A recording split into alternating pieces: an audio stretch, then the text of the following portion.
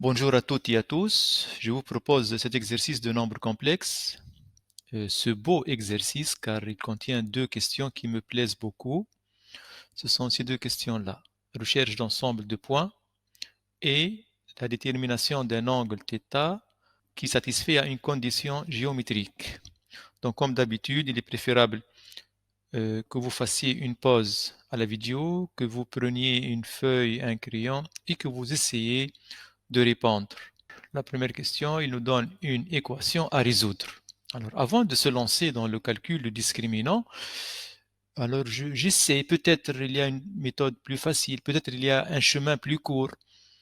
Si a plus b plus c égale à 0, alors les solutions sont 1 et c sur a.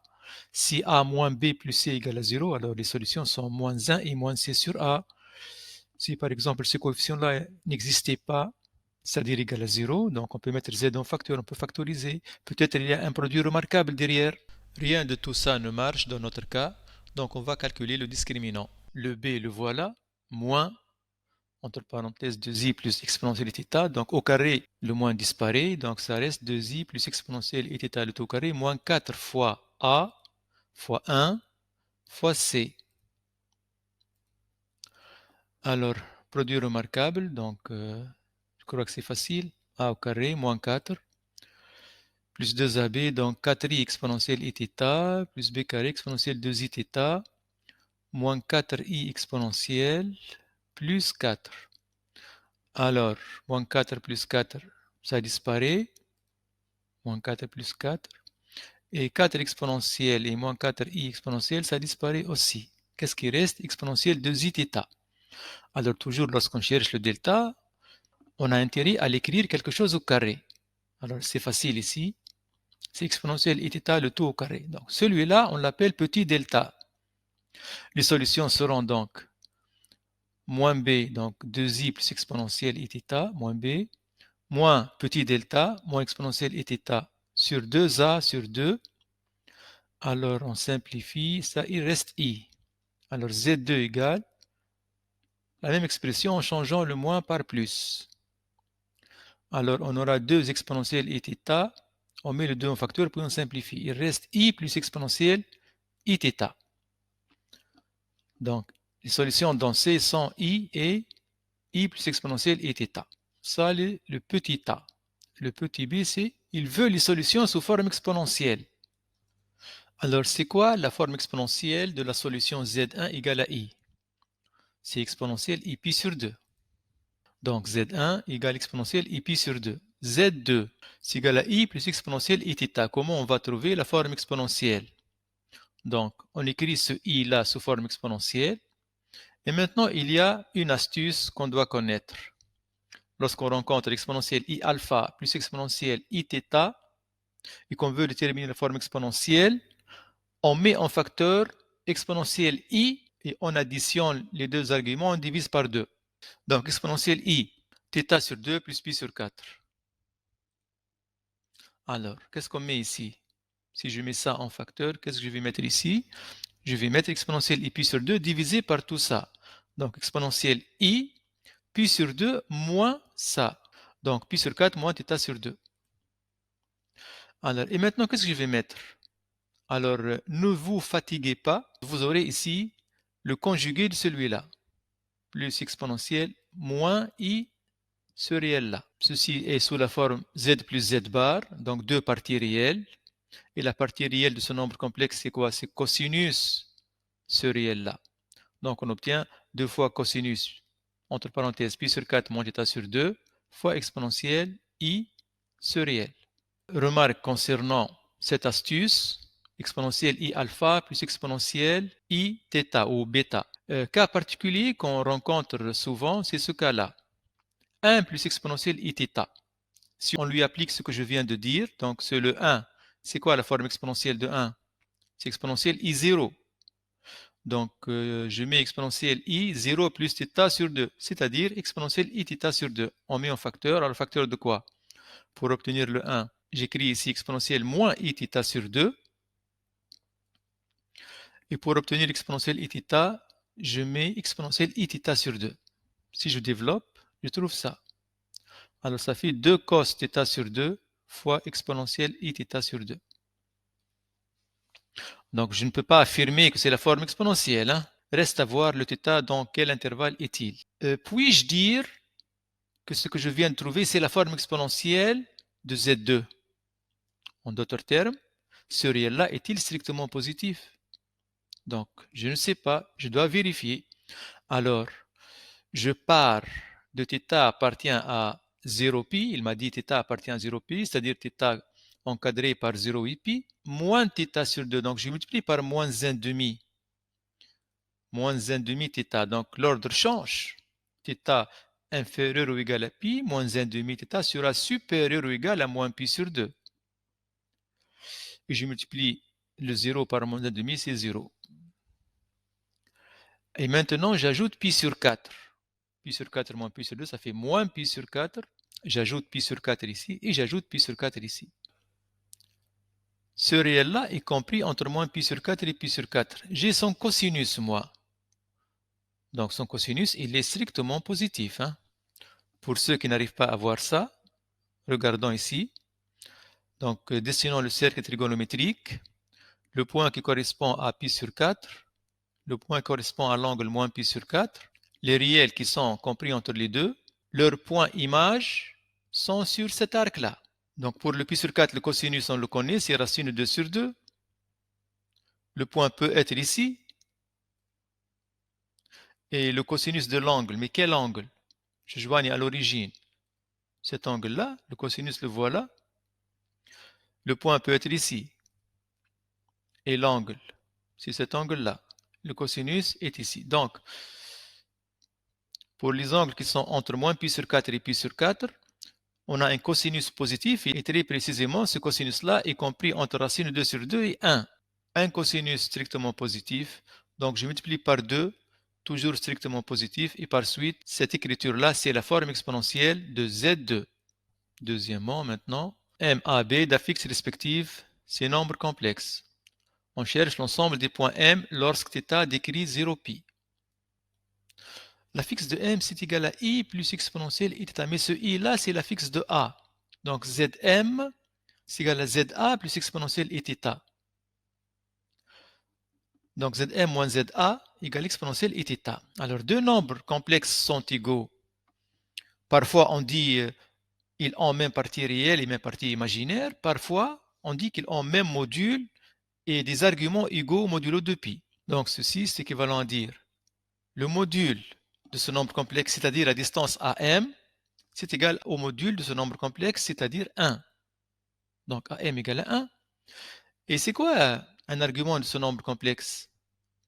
UAM, congru à θ plus 2kπ. N'oublions pas que le θ il est dans l'intervalle 0π. Alors cette égalité, elle prouve que le point M appartient au cercle de centre A et de rayon 1, n'est-ce pas? AM égale à 1 signifie M appartient au cercle de centre A et de rayon 1, c'est bien. Alors ça c'est important. Faisons une figure. Le point A, il a pour affixe I, donc pour coordonnées 0, 1, c'est ça le point A. Ce cercle le voilà. Alors les points M, ils sont situés sur ce cercle. Est-ce qu'ils décrivent tout le cercle ou bien décrivent seulement un demi-cercle, un quart de cercle? Cette deuxième égalité va nous éclaircir la route. UAM.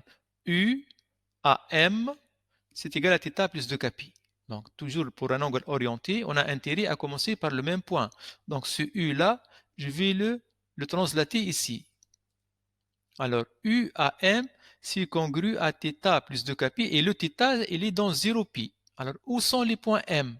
Prenons des exemples pour voir. Pour θ égale à 0, on aura UAM congru à 0 modulo 2π. UAM. Donc, congru à 0 modulo 2π, c'est-à-dire collinéaire est de même sens. Donc, le M est ici. Ce point M, c'est l'un des points cherchés. Si le θ était par exemple pi sur 4, U à M, je cherche le M, c'est égal à pi sur 4 plus 2kπ. Donc c'est ce point-là. Si le θ était égal à pi sur 2, U à M égale pi sur 2 plus 2kπ. U à M. Voilà le M. Pi sur 2 plus 2kπ. Si θ égale à pi, Voilà le point M qui correspond. Donc, l'ensemble qu'on cherche est ce demi-cercle. C'est le demi-cercle de centre A de rayon 1. Jusqu'à maintenant, il y a une infinité de demi-cercles de centre A et de rayon 1. C'est le demi-cercle de centre A et de rayon 1 situé dans le demi-plan d'une équation y supérieure ou égale à 1. Donc, M décrit le demi-cercle de centre A de rayon 1 et inclus dans le demi-plan d'une équation y supérieure ou égale à 1. On peut traduire ça autrement. On peut appeler ce point-là E, celui-là F, celui-là G et dire que c'est le demi-cercle de diamètre EF et passant par G. Alors, deuxième méthode. Le point M a pour affixe I plus exponentielle Iθ. Je vais faire intervenir ici les coordonnées x, y. Donc, M de coordonnées x, y a pour affixe I plus cos θ plus I sinus θ. Ok, donc ceci nous amène à écrire que le x c'est cos θ, le y c'est 1 plus sinus θ. Alors ces deux équations nous donnent une troisième, la célèbre formule qui relie le cosinus et le sinus, cos carré plus sin carré égale à 1. Donc je conserve ces deux équations, je les conserve, et j'exprime le fait que cos carré θ plus sinus carré θ égale à 1, c'est-à-dire x carré plus sinus carré, donc c'est le sinus c'est y moins 1, plus y moins 1 carré égale à 1. J'aboutis à l'équation d'un cercle de centre 0, 1 et de rayon racine de 1, c'est-à-dire 1. Ça, c'est important. Donc, une autre fois, on a retrouvé le cercle avec son équation maintenant. Où est ce cercle-là? On a dit que le centre a pour coordonnée 0, 1, qui est le point A. Lorsque θ appartient à 0 pi, cosinus θ, qui est le x, il décrit quel intervalle? Dessinons le cercle trigonométrique entre l'origine et de rayon 1.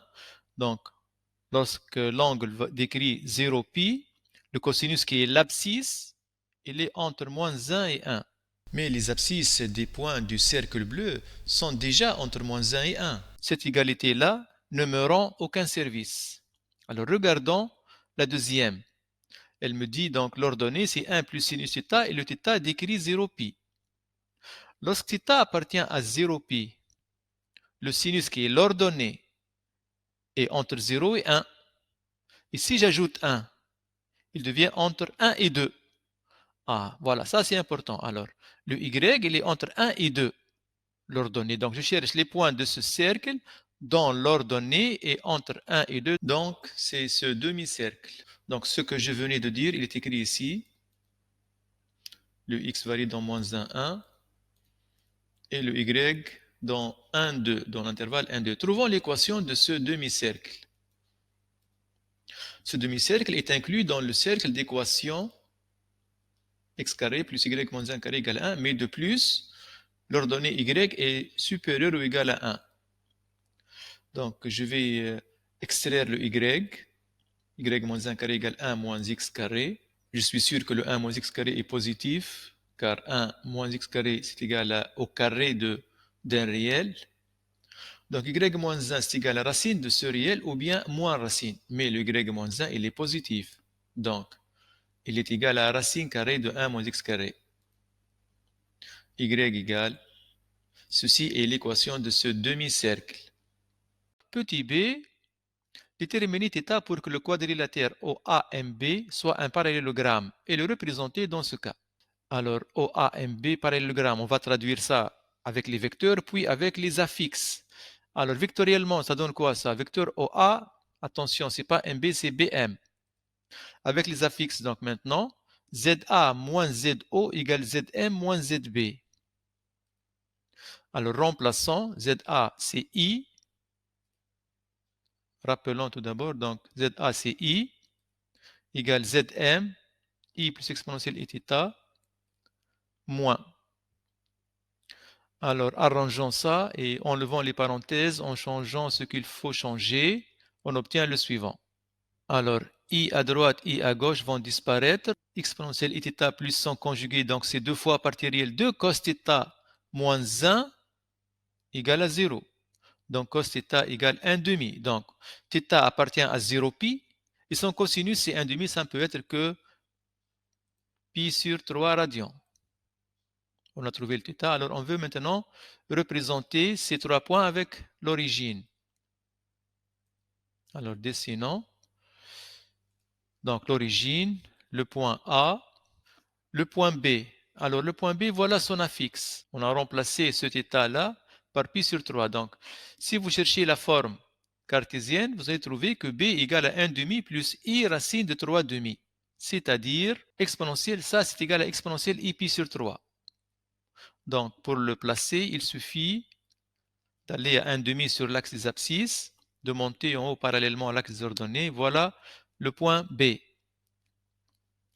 Alors, qu'est-ce qui reste maintenant? Vous avez le O, vous avez le A, vous avez le B. Et vous savez que OAMB, un parallélogramme. Vous utilisez le compas, et vous complétez ces 3 points, OAMB, par un 4e point, de façon à obtenir ce parallélogramme.